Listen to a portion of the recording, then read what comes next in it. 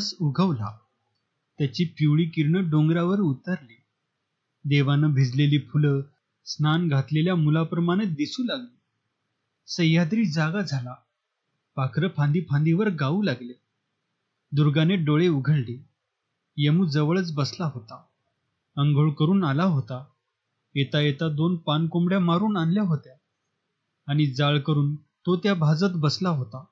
कोंबड्या जाळावर तरतरत होत्या. त्या खरपूस भाजल्या जात असलेल्या कोंबड्याकडे पाहून दुर्गा गालात हसली. नदीवर अंघोळीला निघाली. पाठीमागून यमुनं हाक दिली, "अय, लवकर ये." तसं दुर्गानं वळून पाहिलं आणि यमू पुढं म्हणाला, "हे बघ, उशीर करशील नी कोंबड्या माझ्या पोटात जाते." "जाऊ दे," दुर्गा उत्तरली. "मग तू काय खाणार?" यमुनं विचारलं. मी तुलाच खाईन," दुर्गा म्हणाली आणि ते दोघं मोठ्यानं हसली. हसत हसत दुर्गा मंदगतीने नदीकडे निघाली.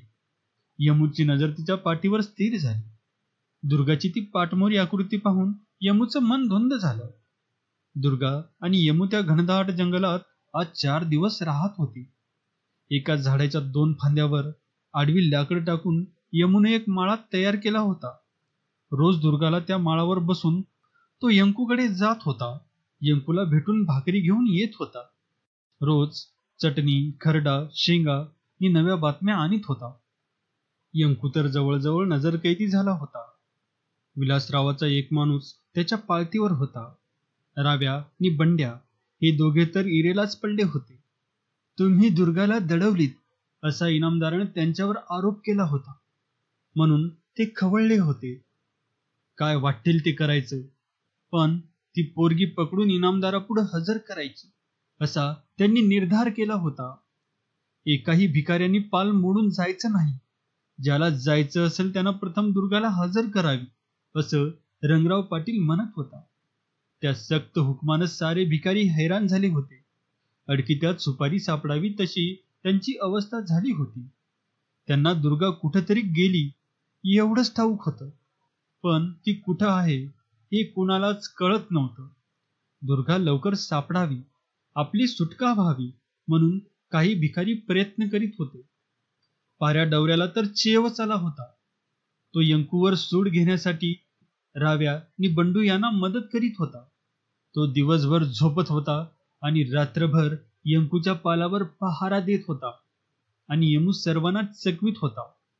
दुर्गा आंघोळ करून आली तेव्हा ती टवटवीत फुलासारखी दिसत होती. तिचा रसरशीत चेहरा उजळला होता. पोटऱ्यावर रुळणारे आपले लांबलचक केस तिनं गोळा करून छातीशी धरले होते. ती थंडीने कुडकुडल्यासारखं करीत हसत होती. तिचे डोळे हसत होते. तिच्या देहातील प्रत्येक अवयव हसत होता. अंगावरचं जुनं पातळ भिजून तिच्या अंगाला चिटकलं होतं आणि त्यामुळं ती अधिकच मोहक दिसत होती. तिला पाहून यमू भानच हरपला, पण लगेच त्याचं लाजरमन बेडर झालं आणि "असं का पाहतोस" असा भाव दुर्गाच्या चेहऱ्यावर तरळला. ती त्याच्या जवळ बसली. यमुनं भाकरी आणि भाजलेल्या कोंबड्या तिच्यापुढे ठेवल्या. मग ती दोघं जेवू लागली. पण यमू चोरट्या नजरेनं पाहतच होता. तेव्हा ती म्हणाली, "यमू, काय बघतोस?" "तुला बघतो." "का?" "कुठं दडवावी म्हणून." "मग कुठं दडवणार?" दुर्गानं पापण्यांची जलद उघडझाप करून विचारलं. यमू गंभीर होऊन म्हणाला, "दुर्गा, वैशाख आला की आपलं लगीन होणार. आता आपण कुणी परक हाय? मी आपली ही दुर्गा काळजात घालून ठेवी." या उत्तरानं दुर्गा मोहरली. तिनं आपली तरल नजर भरकन यमूकडे भिरकावली. यमू तिच्यापुढे शांत होता. त्याच्या मागे सह्याद्री उभा होता आणि त्या पार्श्वभूमीवर यमूही तितकाच भव्य दिसत होता. दुर्गा उगीचच लाजली. तिची नजर गरकन परतली आणि नम्र झाली. मग ती खाली पाहत भाकरीचा घास मोडून हळू आवाजात म्हणाली, "एक गोष्ट बोलू?" "हो, बोल की." "खरंच तू माझ्या संगे लगीन करणार?" दुर्गानं विचारलं आणि यमू स्वतःच्या गळ्यावर हात ठेवून म्हणाला, "खरंच, देवाच्यान." दुर्गा खदखन हसली आणि घाबरल्यासारखं करीत म्हणाली, "ए बाबा, लगीन कर, पण माझ्या अंगाला हात लावायचा नाही, आधीच सांगून ठेवते." मग लगीन कशाला करायचं? यमू म्हणाला, तुझ्या अंगाला हात लावायचा नाही. मांजर उंदराकडे बघतं तसं नुसतं बघित बसायचं. तशी दुर्गा वरमली. जीभ चावून म्हणाली, तसं नवं.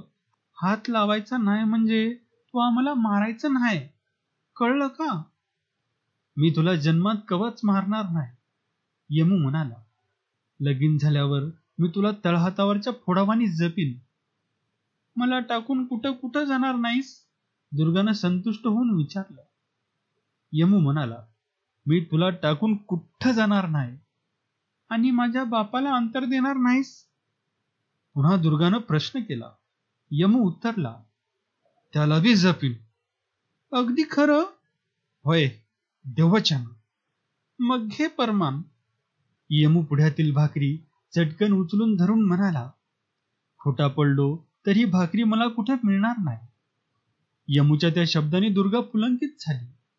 लग्न, नवरा, संसार, मुलं ही मालिका तिच्या डोळ्यापुढं तरंगली. ती लाजली. मग ती मोठ्यानं हसून यमूकडे पाहत राहिली. यमूनं दुर्गाला माळ्यावर बसवलं. कमरेचा विळा नि तिरखमटा तिच्याकडे देऊन तो गावाकडे निघाला. तेव्हा दुर्गा म्हणाली, यमू, लवकर ये. बापाला सांग म्हणावं मी बरी हाय. नि गंग्याला बी सांग. अन उशीर करू नक, लवकर ये. यमू हसला. नि आत्ता येतो म्हणून त्यानं धूम ठोकली. 2 मैलाचा वळसा घेऊन तो माळावर आला. यमूला पाहून यंकूला आनंद झाला.